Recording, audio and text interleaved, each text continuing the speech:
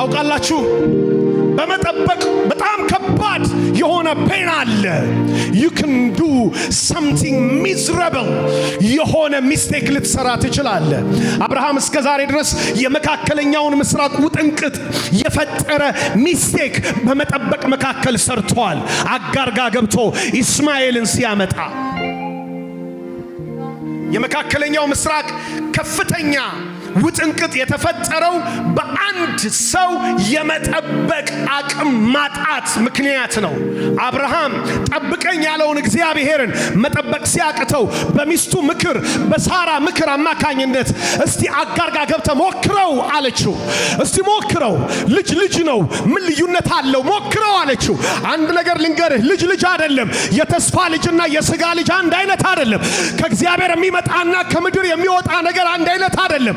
የሚከብረው ከሰማይ የወረደው ነው። አንድ ሰው እስኪ አሜን ይበለኝ ባካችሁ።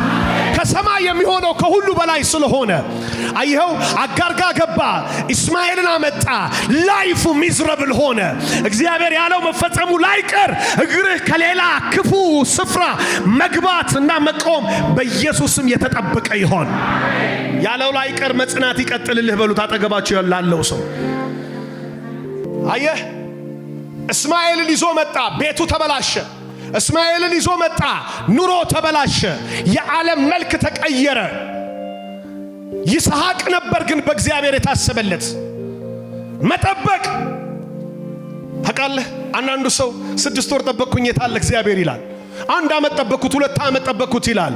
አብርሃም 25 years, almost 25 years he waited for God.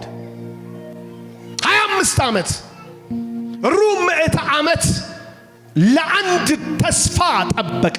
ለልጅ አይደለም የጠበቀው፣ ለተስፋ ልጅ ነው። እግዚአብሔር በሕይወታችሁ ውስጥ ሲጠበቅ ተመሳሳይ ነገር ሳይሆን የተለየ ነገር ይሰጣችኋል።